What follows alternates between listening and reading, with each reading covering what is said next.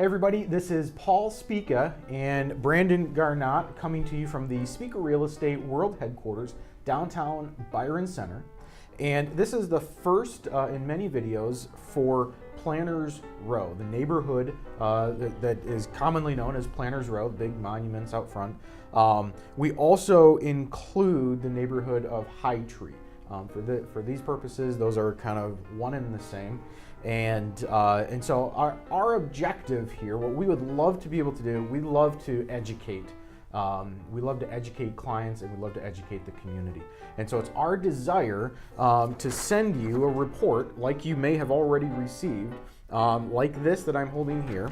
This is a monthly report, monthly real estate report for the Planners Row neighborhood.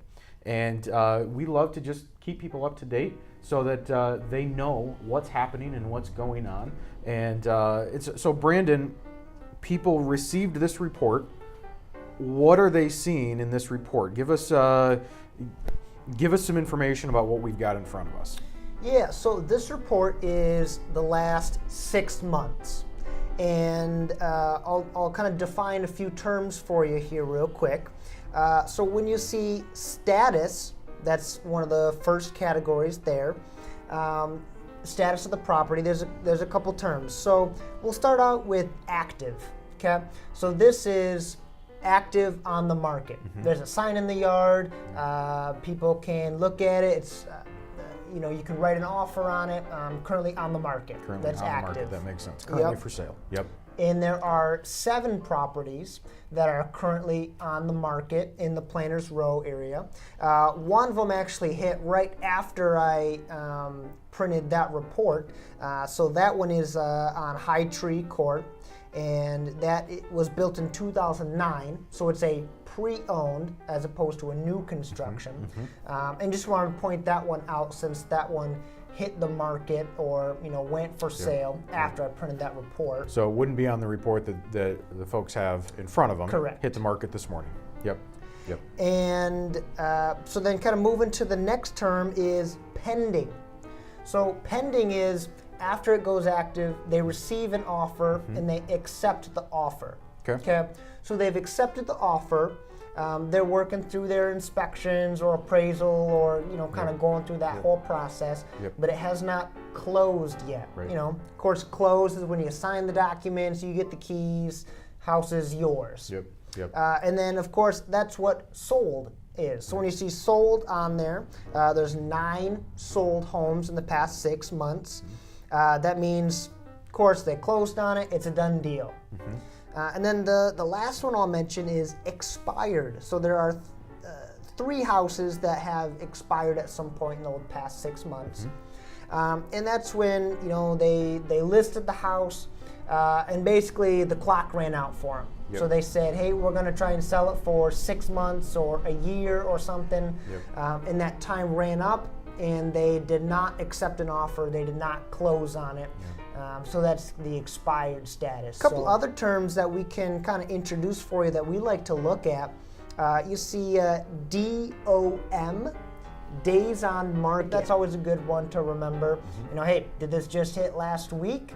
Or has this been on the market for a year?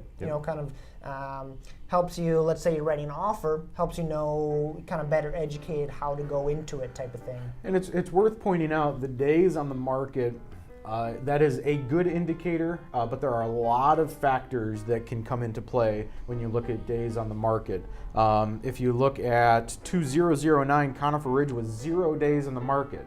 That might imply that it actually sold before it hit the market. And then you see 2154 Owners Way was on the market for 269 days. That's a long time, but I believe that was a new construction home. I believe it was listed long before the home was finished. And so we see new construction homes sitting on the market for a long time. So the days on the market is very helpful, but it's always important to dig a little bit deeper when you look at those. The averages can get skewed. It's a good indicator, but you need to look a little bit deeper when you look at days on the market. Exactly. And then another one we can point out here, square foot AG, square feet above grade. And then the next category you have total finished square feet, all levels. Now, Paul, why is it important to distinguish between those two? Yeah, it's important primarily because that's the way appraisers compare homes. And AG is going to be above grade. And this is a very common misconception. People will use the second line there, all levels, and say, well, that's the size of my house. Well, an appraiser is going to look only at above grade square footage.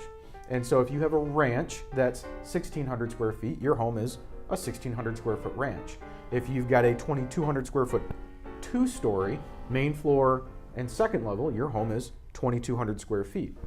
And then the basement, generally speaking, is considered finished or not finished. The square footage does matter, but from an appraiser's perspective, it matters a lot less.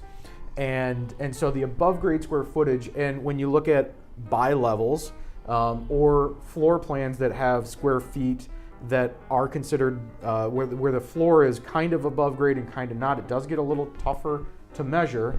And there are standards, but that's much beyond the scope of this video.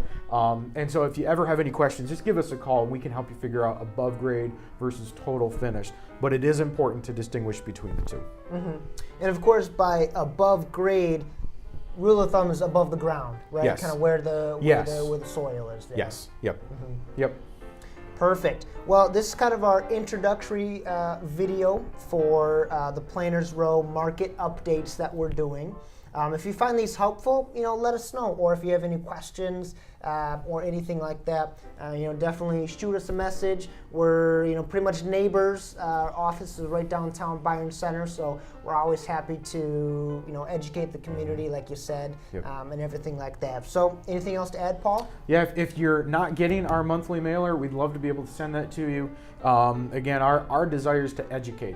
We love educating the community here. So if you're not getting it, we'll throw wherever the bottom of the screen is going to be. We'll throw the information down here where you can sign up for this. It's a monthly mailer or email, whichever you would prefer, where the link to this video will be and the link to this report will be. So I think that's it.